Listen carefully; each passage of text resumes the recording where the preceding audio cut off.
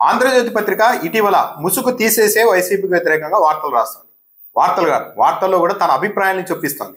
సాధారణంగా పత్రికలు తమ అభిప్రాయాన్ని ఎడిటోరియల్ పేజీలో రాసుకుంటూ ఉంటాయి. కానీ ఆంధ్రజ్యోతి పత్రిక మాత్రం జగన్మోహన్ రెడ్డి గురించి ఏదైనా వార్త రాస్తే ఆ వార్తలోనే అతన్ని వెంటనే విమర్శిస్తూ ప్రతి లైన్ కింద కౌంటర్ ఇచ్చుకుంటూ రాస్తూ వస్తుంది.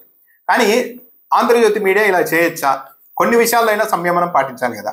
ప్రతి ఒక్కరికి వార్నింగ్ ఇస్తున్నా మెడికల్ కాలేజీల టెండర్లలో పాల్గొనవద్దు, మేము వస్తే వాటిని రద్దు చేస్తాం అని నేను జగన్మోహన్ రెడ్డి అన్నారు. ఆ వార్తని మొదలు పెట్టడంలోనే కామెంట్తో మొదలు పెట్టింది ఆంధ్రజ్యోతి పత్రిక.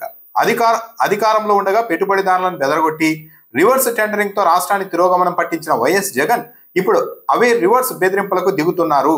10 మెడికల్ కాలేజీలను జగన్ పునాదులకే పరిమితం చేసి అదే గొప్పగా డప్పు కొట్టుకుంటున్న సంగతి తెలిసిందే. సరే, ఆంధ్రజ్యోతి ఇక్కడ కొద్దిగా నిజం రాసింది. మొత్తం 17 మెడికల్ కాలేజీలు ఉంటే 10 మెడికల్ కాలేజీలని పునాదులకే పరిమితం చేసి డబ్బా కొట్టుకుంటున్నారంటే మిగతా 7 కాలేజీలు అయితే పూర్తి చేశారు కదా జగన్మోహన్ రెడ్డి. ఇండైరెక్ట్ గా ఆంధ్రజ్యోతి కూడా అంగీకరిస్తుంది, మంత్రి పార్థసారథి అంగీకరించినట్టుగానే 7 కాలేజీలు అయితే పూర్తి చేశారని. వాటిని పీపీపీ విధానంలో పూర్తి చేసి ప్రజలకు అందుబాటులో తేవాలని కూటమి ప్రభుత్వ నిర్ణయంపై ఆయన అక్కసు ఎల్లగక్కారు. అంటే ప్రైవేటుకు అప్పగించడం పైన అక్కసు ఎల్లగక్కారు అని రాశారు. జగన్ ఈ రివర్స్ హెచ్చరికలు చేయడం రాష్ట్రానికి ద్రోహం తలపెట్టడమేనని, అది ఆయన విధ్వంసక మనస్తత్వానికి అర్థం పడుతోందని టీడీపీ నేతలు మండిపడుతున్నారు. తనకు అలవాటైన శైలిలో వక్రీకరణలకు అసత్యాలతో ప్రభుత్వంపై ప్రెస్ మీట్లు బురద జల్లారు అని రాశారు. జగన్మోహన్ రెడ్డి ఇలా రివర్స్ హెచ్చరికలు చేయడం రాష్ట్రానికి ద్రోహం చేయడమే అని మాట్లాడారు. ఇక్కడ బాగా ఒక అంశాన్ని గమనిస్తే, జగన్మోహన్ రెడ్డి అధికారంలో ఉన్నప్పుడు, ఇప్పుడు ప్రతిపక్షంలో ఉన్నప్పుడు ప్రజల పట్ల, పేద ప్రజల పక్షాన, మధ్యతరగతి పక్షాన, ఈ రాష్ట్ర ప్రయోజనాల పక్షానే పోరాటం చేస్తున్నాడు అన్నది చాలా సింపుల్ గా అర్థమవుతుంది. మీరు ఎవరన్నా మెడికల్ కాలేజీ టెండర్లో పాల్గొని ఆ ప్రభుత్వానికి సంబంధించిన మీరు అప్పనంగా కొట్టేస్తే మేము అధికారంలోకి వచ్చిన తర్వాత వెనక్కి తీసుకుంటాం, జాగ్రత్తగా ఉండండి అని ప్రైవేట్ వ్యక్తులకు జగన్మోహన్ రెడ్డి బెదిరించారు. అంటే ఆయన ప్రభుత్వం తరఫున ప్రజల పక్షాన నిలబడుతున్నారు.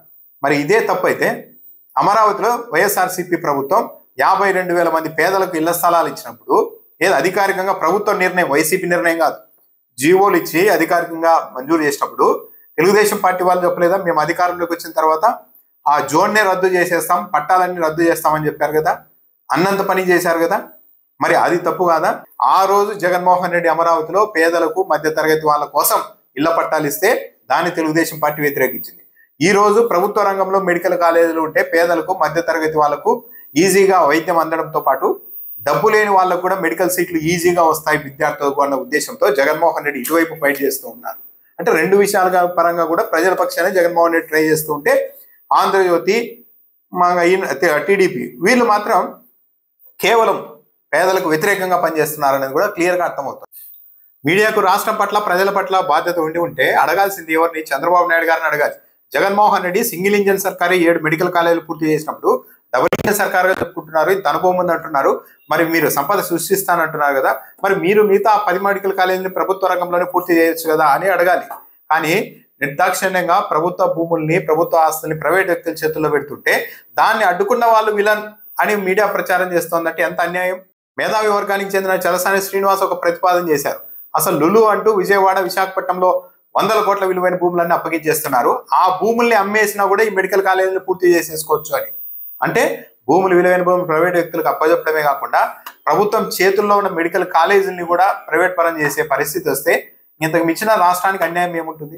పైగా ఆంధ్రజ్యోతి ఎండి రాధాకృష్ణ గారు ఆ మధ్య వీకెండ్ కామెంట్ లో రాశారు, సమాజంలో పేదరికం ఉండడం అనేది ప్రకృతి ధర్మం, అలా లేకుండా చేయడం అనేది ప్రకృతి విరుద్ధం అని. అంటే పేదలు లేకపోతే మన ఇళ్ల దగ్గర పని చేయడానికి ఉండరు కాబట్టి పేదలు పేదలుగానే ఉండాలి అన్నది. సరే, పేదల్ని ఇతర రంగాల్లో పేదలుగా వచ్చినా పర్లేదు, కానీ ఈ విద్య, ఆరోగ్యం విషయంలో వాళ్ళ పట్ల వివక్ష చూపడం మాత్రం చాలా దారుణమైన అంశం. అంటే జగన్మోహన్ రెడ్డి కరెక్ట్ లైన్ లోనే వెళ్తున్నా ప్రభుత్వానికి సంబంధించిన 1000 కోట్ల ఆస్తులున్న ఈ మెడికల్ కాలేజీల్ని ప్రైవేట్ వ్యక్తులకు అప్పజెప్పాలని చూస్తున్నారు అధికారాన్ని అడ్డం పెట్టుకుని. కాబట్టి మేము అధికారంలోకి వచ్చిన తర్వాత మళ్ళీ వాటిని వెనక్కి తీసుకుంటామని జగన్మోహన్ రెడ్డి చేస్తున్న ప్రకటన 100% ప్రజలంతా ఆహ్వానించదగ్గది. ఎందుకంటే ప్రభుత్వ ఆస్తులు అంటే పబ్లిక్ ఆస్తులు, అవన్నీ వాటిని ప్రైవేట్ వ్యక్తులకు 10 మంది చేతుల్లో పెట్టడానికి ట్రై చేస్తూ ఉన్నారు. దాన్ని జగన్మోహన్ రెడ్డి అడ్డుకునేందుకు ప్రయత్నిస్తున్నప్పుడు అందరూ మద్దతు ఇవ్వాలి, మీడియా కూడా మద్దతు ఇవ్వాలి. కానీ విచిత్రంగా ఆంధ్రజ్యోతి పత్రిక మాత్రం ఇలా వార్తల్లో కూడా కామెంట్లు చొప్పిస్తూ జగన్మోహన్ రెడ్డి ఒక విధ్వంసకారి అన్న ఒక ప్రచారాన్ని ముందుకు తీసుకెళ్తున్నారు. అంటే ప్రజల పట్ల ఎంత చులకన చూపు ఉందో వీళ్ళకి అర్థమవుతోంది.